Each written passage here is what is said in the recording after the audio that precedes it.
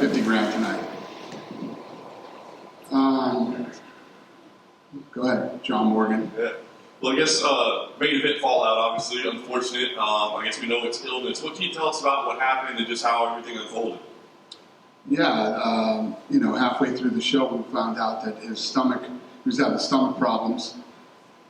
He wanted to fight really bad, so Doc worked with him, tried to get some things taken care of before the fight. Didn't work out, and just had to pull him. These things happen. They don't know what was wrong with him. It was some kind of a stomach virus that hit him. Could have been from cutting weight. Who knows what it was, but it happened, and we're talking to these guys now about, do we do it in 2 weeks? What you don't want to do is have them cut weight again next week. So you give him a couple weeks, and God knows what's wrong with him. So we'll let him heal up and go from there. If not, you have the backup plan for Ryan. Obviously, he was incredibly disappointed tonight. We talked to him briefly. If it would be nice if you could rebook that fight, like you said, in 2 weeks. If not, would you try to find him something else fast, or just kind of put it back in the rotation? Yeah, 100%. We'll get him. We'll get him taken care of and get it figured out. Nice. It's what we do. We got a pretty impressive main event anyway. Brendan Allen came in and made an absolute statement. I guess, what can you say about his performance, especially with what he did against the guy he did it against? 2-1 underdog. Took out a ranked guy and made 50 grand tonight. So yeah, he had a really good night. That guy's got nothing to be bummed out about. Good night for him. No question. Another one that was impressive, Tatiana Suarez. I'm just curious what you think about seeing her back. And first of all, just guess her performance tonight. After that long away, how she looked tonight. She looked incredible, especially with the time off. Everybody knows how I feel about that much time off, plus the things that she battled personally, physically, and then to come back and not just De La Rosa is badass. That's a legit comeback fight. She's big, she's strong, she's a good wrestler. Her ground game is awesome, she's a true fighter. She came in to beat Tatiana tonight, and once she got that choke on too, look how long she fought that choke. Impressive too. So this was a real fight for Tatiana coming back. So it just shows, where she really is. Plus, she's shooting a HBO documentary right now. So you just couldn't have a better story than that. And the fact that she came in and fought somebody real, like a legit, really badass woman tonight. So big deal for her. Here's the interesting part. How do you look at it? She won 50 grand. And she won 50 grand. That'll help. So where do you kind of consider her position, right? Because she looked amazing before she had the time off, but that was at 115. She says she wins tonight at 125. So do you see that as like, hey, we see her as a top contender? Or do you feel like she's got to work her way up from 15 again? Like, how do you see her path? Yeah, I don't know. That's up to the media. We'll see where she ends up in the rankings, and get a couple more fights under her belt and see what happens. There's no doubt. She's one of the best in the world. There was a lot of talk on the internet, a lot of hype about her coming back tonight. A lot of people were excited to see her. See how she was going to handle,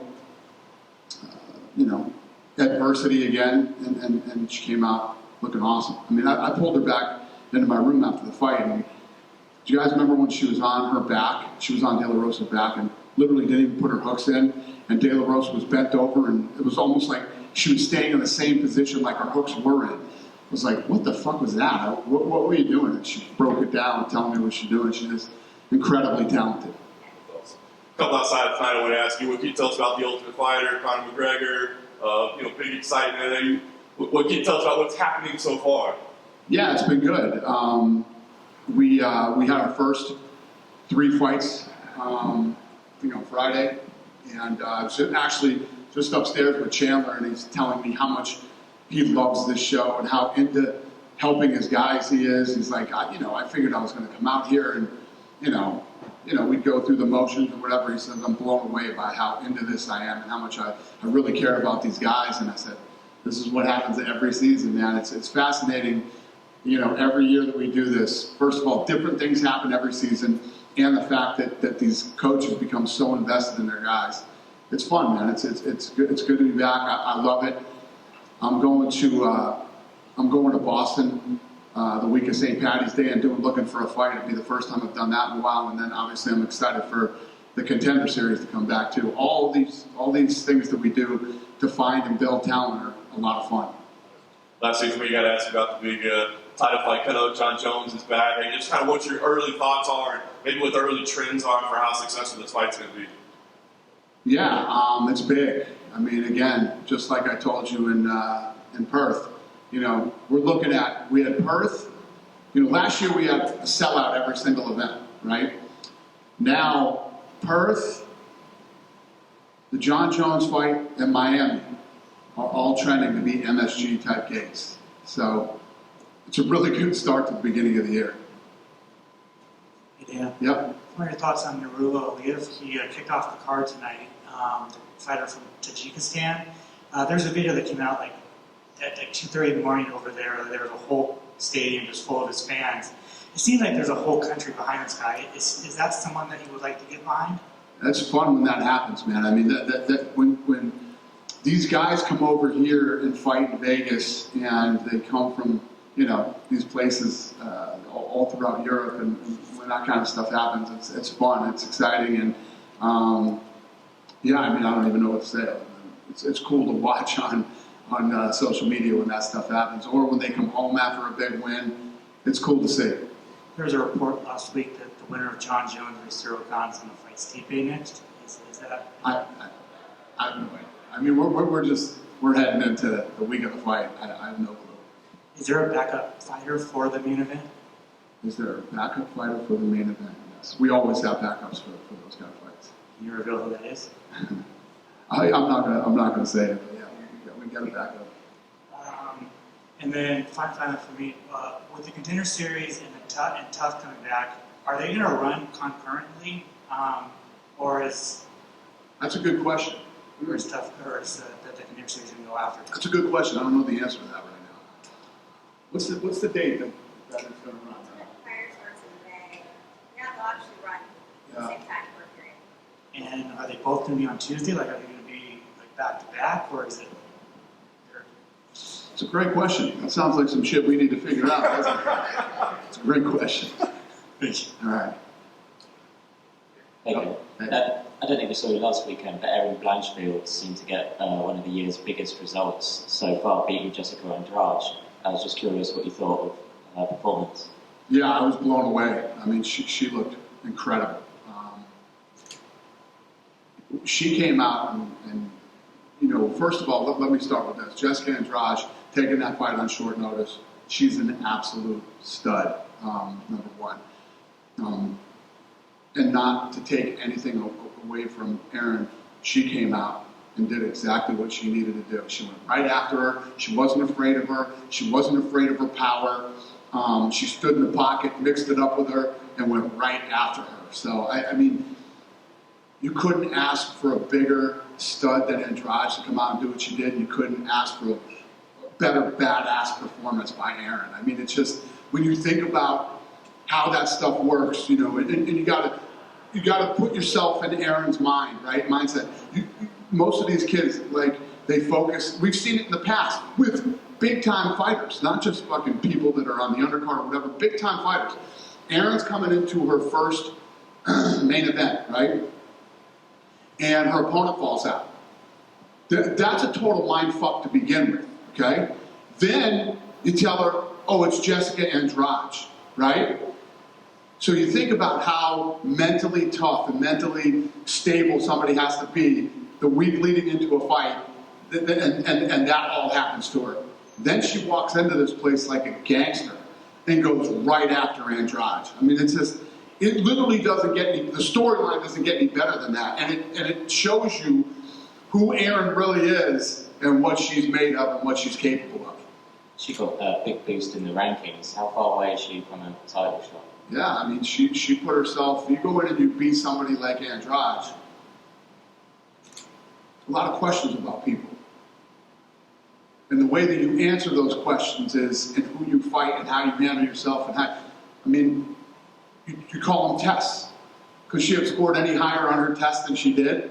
No. She showed the world where she's at and what she's capable of, and yeah, she's probably really close.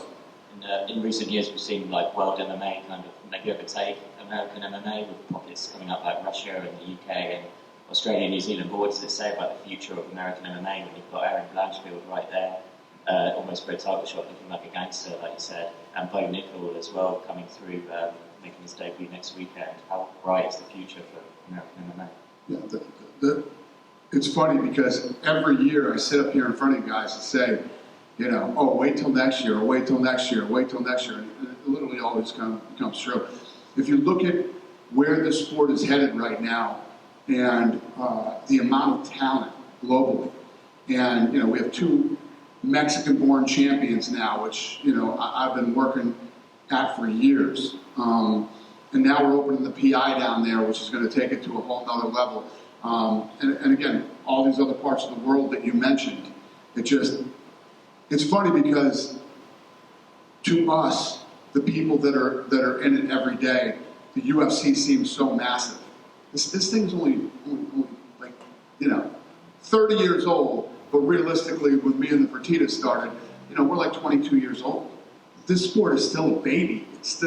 There's so much more room for growth. That's why for years I used to hear all the stupid bullshit from people about, oh, the UFC has peaked, the sport has peaked.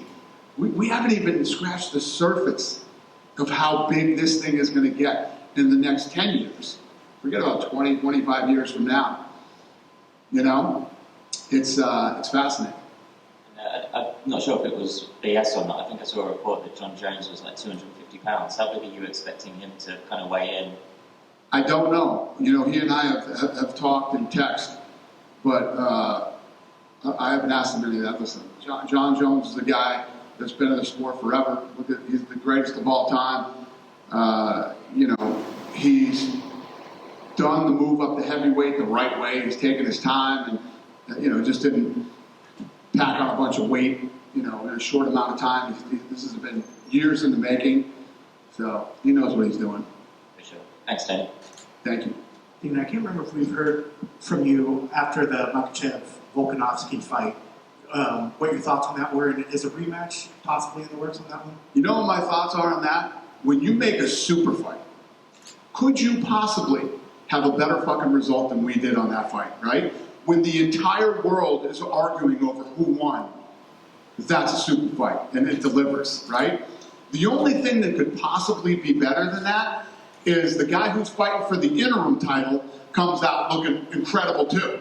So now you got Yair versus Volkanovski, right? We'll see what happens with Islam and where he ends up fighting next. You have to do Yair.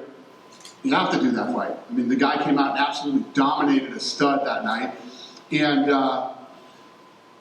then you have the rematch after they both fight again. You could not have a better result. Makes sense. So definitely Yair first, and not before giving. I mean, listen, I don't know. We didn't make any fights yet.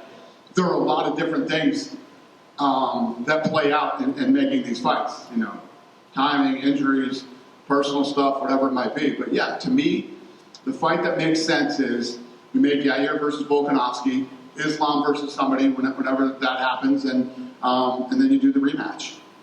So much talk is about next week is just Jones and guns. I feel like a lot of people are overlooking Shevchenko fighting Grasso. Right. What are your thoughts on that fight, and what do you expect out of that one? I agree. These things happen sometimes, but what also makes the fight so exciting and so big is the actual card. The card is stacked with great fights. This isn't just Jones and Cyril. People are just excited because Jones is coming back. But yeah, the whole card is badass, and obviously Valentina versus Grasso is an incredible card. And if Valentina beats her, I mean, it's just like, this woman is absolutely amazing, and she's so sweet, talented, and so low-key. She doesn't get the attention she deserves all the time. But this time we actually made 2 posters. There's the Jon Jones poster, and then there's the Valentina poster. So she deserves her own poster. Going back to Tough, there was a lot of talk going into before this started. People were saying that Conor when he made the jump, he brought 3 guys with him and he replaced 3 guys that were on the card or already decided. Can you clear up what that story is all about? I have no idea. Who gives a shit? Just that he's back, right? Huh? No, it's not even that. It's like these stories that come out of these things. What did I hear? Heard something earlier tonight too. It's like This stuff is, when we're working on all this stuff, you know what I mean? And you're trying to get guys to commit to coach and, you know, to do the coaching commitment, especially when you live in Ireland. You know what I mean? Yeah, Connor's going to get some things that he wants.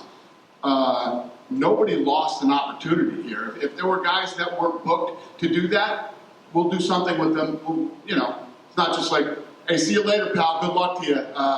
You know, have a good life. We'll figure it out. We'll take care of these guys. Last one on Tough. I know you're always, this has been your baby until the Contender Series came around. Are you the kind, do you watch the show as it's going so you can kind of feel as it's going, or do you like to wait until it's sort of already in post-production so you can discover it like the rest of us? You talk about The Ultimate Fighter? The Ultimate Fighter. Yeah, so what happens with The Ultimate Fighter is as it's being edited, they shoot the episodes over to me and I watch the episodes when they're done to see if I have any edits to make on it or changes that I want. And I mean, that's what we do with basically everything that goes out of this building or the building next door. I approve before it goes out. I literally watch everything from promos to, you know 30th anniversary stuff, fight lore, stuff that goes on Fight Pass, everything that goes on here I watch before it goes out. Have you seen, you know, obviously Tough, one of the great things about it is that the characters that show themselves, the personalities. Have you seen anything already that thinks that we're going to see some great personalities come out of this season? 100%. I mean, at the fights that happened here the other day, there was a lot of cool shit that happened. Yeah, I love it. The one thing about this show that continues to make it relevant is the best always rise to the top. You know, and even the format on Power Slap right now, the same thing is happening. Me and Craig Polichian did the Ultimate Surfer show, and the guy who won the show won the World Open of Surfing. The guy won. He beat all the fucking best surfers in the world in that competition. This formula works no matter how you do it. That kind of makes me. There's an event I believe that's happening the same night as a Power Slap. That's in the future, I believe, unless I'm wrong. How is that going to work out? Is the UFC going to finish before Power Slap, or are you guys going to run that concurrently? Yeah, the UFC will finish, and then Power Slap will begin. The UFC fights over at the Virgin, and then the Power Slap fight is here. Thank you. Hey, Dana. Hey, buddy. Just one question for me. We really kind of needed a breakout star in Canada since GSP coming. Mike Malott wins on the Contender Series. He's 2-0 in the UFC. What were your thoughts on his performance? And are we going to see the UFC come to Canada this year? Yes, and yes. Obviously huge to have, you know, rising stars that are Canadian and guys that are actually legit and can really fight. And there's no doubt both of those guys that fought tonight are. Malott looked incredible. And yes, we're working on getting back to Canada ASAP. This is going to be the year that, you know, it's the whole COVID thing. It's going to take us a few years to get back and hit every place that we need to hit. But the great part of it is that all these places are chomping at the bit to get a UFC event back there. And Canada is and always has been a very important market to us. So we're working on it. Yeah, we'll be there soon. Good? Have a great weekend, you guys.